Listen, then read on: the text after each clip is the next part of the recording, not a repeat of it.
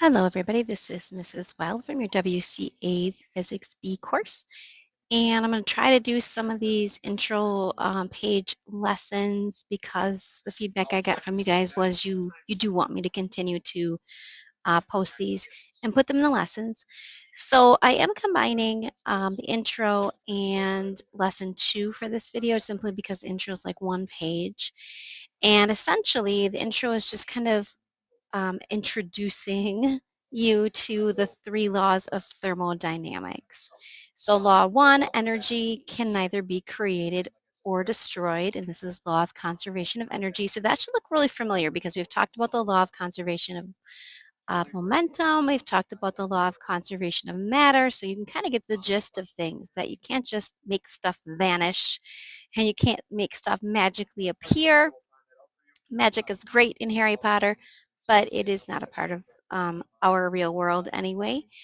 Entropy gives you the term entropy, the degree of uncertainty or randomness in a system that is related to the amount of usable energy. It's kind of a tricky concept, entropy is. What they're saying is entropy always is going to increase in an isolated system, and we'll talk more about that later. But essentially, that means the state of disorder will always increase if you look at a system in isolation. For example, um, let's say you have a block tower that you have built, and that is your system, is this block tower.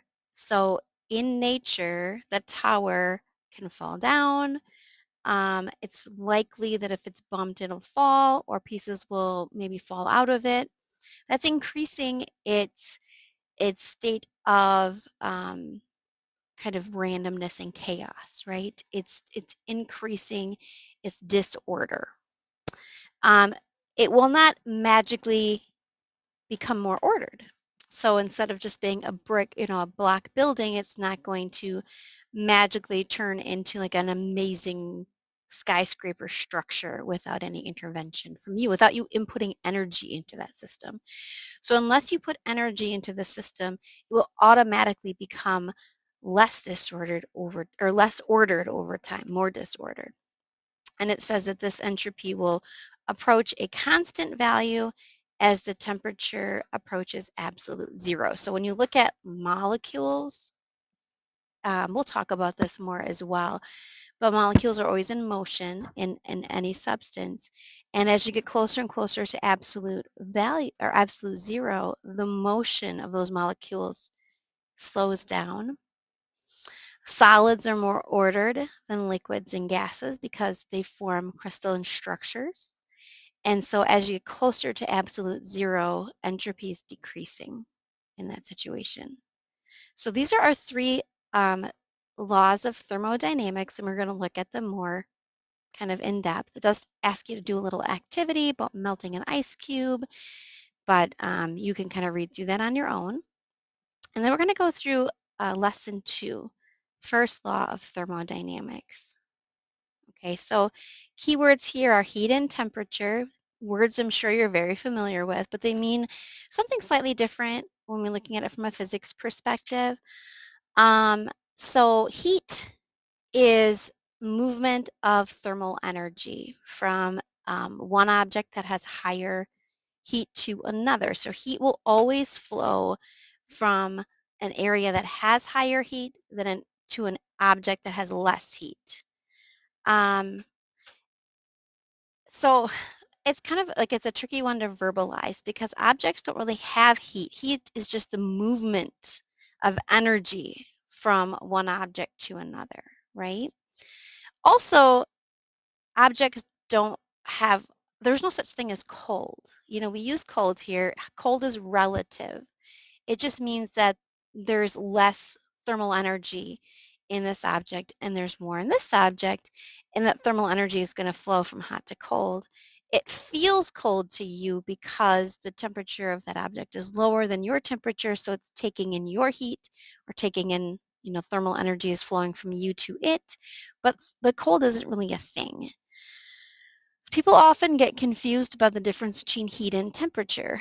Whereas heat is more of a movement of thermal energy, temperature is an average amount of kinetic energy of the molecules in any given substance. And you can measure that. And we'll actually do this in your, if I have any tools here, but we can actually do that in live lesson when we do that. But the idea is that any substance is going to have molecules in motion, right? So solids, the molecules move slower.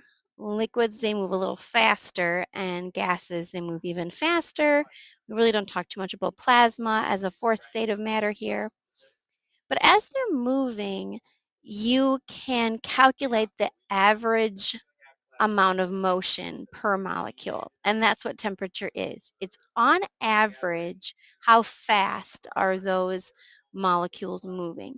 The way we measure temperature is with a thermometer, and it literally has to do with transferring heat from the substance to the liquid that's in the thermometer and causing like that liquid to expand through a process called thermal expansion, and it allows the alcohol or whatever's in the thermometer to rise up the tube, okay? And the example that's often given is that, and you can, oh, this is a great picture. So this is kind of what I was going to draw for you before, but all those objects are, or all the molecules are in motion. In the hot beverage, they move faster. So that's why they have those larger vectors there. And as they move, they're colliding with the liquid that is in, um, the glass, right? So there's more collisions happening in the hot example than there are in the cold example. As they collide, it's causing the molecules that make up the liquid to move as well, just kind of transferring that kinetic energy to the liquid. The liquid has no place to go, so it rises up the tube. And you can make yourself kind of a real simple thermometer by using a couple of reference points. If you have freezing cold water that has ice in it, you can mark the mark. You can put a mark on the glass tube right where it is when it's cold, like that. And that's the freezing point, right? And you can then put the thermometer in hot boiling water, and you can wait for the liquid in the tube to rise and mark that point, and that becomes your reference for boiling. So that's the way thermometers were originally constructed. They had reference points for freezing and for boiling, and then you just kind of divide the points in the middle to represent different degrees. So it's kind of comparing it to freezing and boiling water.